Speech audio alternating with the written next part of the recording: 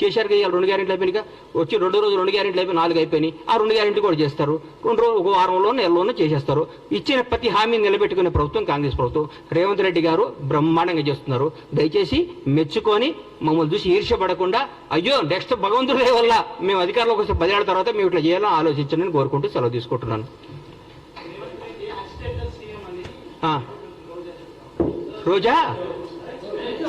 రోజా ఏం చెప్పారండి రోజా గారి గురించి రోజా డైమండ్ రాణి ఆమె గురించి ఏం మాట్లాడతాం ఆమెకు సీట్ వస్తుందో రాదో డౌటు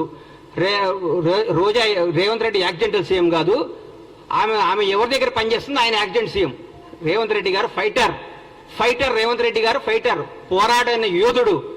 భారతదేశంలో ఇట్లాంటి యోధులు చాలా తక్కువ మంది ఉంటారు ఈయన యోధుడు ఈయన పోరాడి కష్టపడి తనేందో నిరూపించుకొని ముఖ్యమంత్రి పదవి తెచ్చుకున్నాడు యాక్సిడెంటల్ సీఎం అయితే నాన్నగారు చనిపోతేనో నాన్నగారు వారసత్వం వస్తేనో ఇంకోటి వస్తేనో నీలాగా పులుసు వండి పెడితేనో వస్తుంది నువ్వు పులుసు వండి పెట్టావు కాబట్టి నువ్వు పులుసు పాపవు నువ్వు వదిలేయి నువ్వు రేపో మాపో మాజీ అవుతావు ఆ మాజీ ఈ మాజీ కలిసి పెట్టి ఇక్కడ వచ్చి జబర్దస్త్ ప్రోగ్రామ్ చేసుకుంటా పగల జబర్దస్త్ షూటింగ్ నైట్ పూట ఏమో మాజీలు కలిసి తాజాగా కేజీలు తెచ్చుకొని పులుసు వండుకొని పెట్టుకోను అంతేగాని మా ముఖ్యమంత్రి అనే స్థాయి నీది కాదమ్మా తల్లి నువ్వు స్థాయి కాదు నువ్వు ఐటెం రానివి నువ్వు ఐటెంలానే ఉండు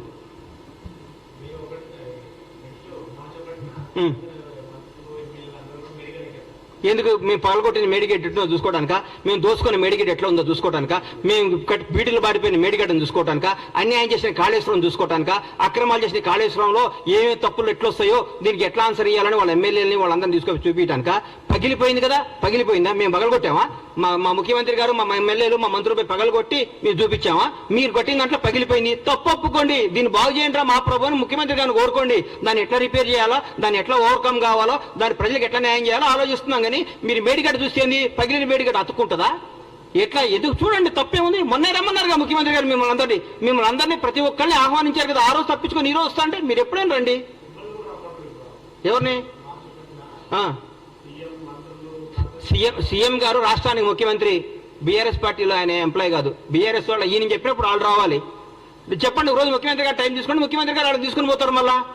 చూపిస్తారు మా ప్రజాప్రతినిధులు అందరూ మా ముఖ్యమంత్రి గారి నేతృత్వంలో అందరినీ తీసుకుని పోతారు మీరు టైం చెప్పేందుకు రారు మా చూడ దానికి పని ఉందని చెప్తాం కాదు కదా ఒకరోజు టైం పెట్టుకోండి ముఖ్యమంత్రి గారిని రండి సార్ మేమేం తప్పు చేసాం చూపించమనండి ఆయన పక్కాగా తీసుకుపోయి మీ అన్ని సమస్యలు చూపిస్తాడు మీకు ఆయన థ్యాంక్ యూ అన్న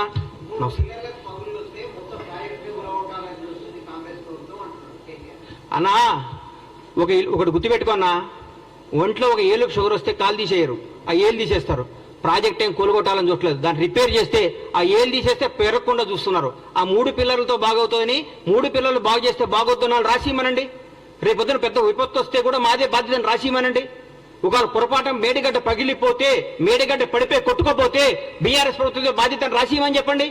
వాళ్ళు చెప్పినట్టు చేస్తారు రేపొద్దున లక్షల కోట్ల జనం వేల మంది ప్రాణాలు కొన్ని కోట్ల ఆస్తులు రెస్పాన్సిబిలిటీ ఎవరు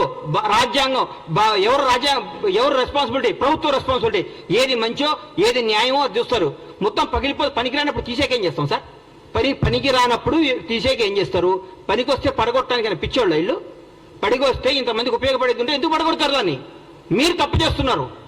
మీరు 3 పిల్లర్లు వస్తే మనిషిలో 3 పిల్లర్లు వస్తే రేపు 3 పిల్లలు 30 పిల్లలు కాకుండా దీన్ని అరికట్టాలి లేకుంటే 3 పిల్లలు రిపేర్ అయితే కథ ఉందని బాగొద్దున్నాళ్ళు రాసిమనండి ఈ మేడిగడ్డ ఈ కాళేశ్వరం వల్ల ఏ నష్టం వచ్చినా ఏ విపత్తు వచ్చినా ఏదైనా బాధ్యత మాది అని రాసిమనండి దాని ప్రకారం పోదాం రేపైనా పొరపాటు జరగడం జరిగితే కొన్ని వేల ప్రాణాలు లక్షల ప్రాణాలు పోతాయి కొన్ని కోట్ల ఆస్తులు అన్యాయం అయిపోతాయి ఎవరు దానికి రెస్పాన్సిబిలిటీ నువ్వా కేటీఆర్ రెస్పాన్సిబిలిటీ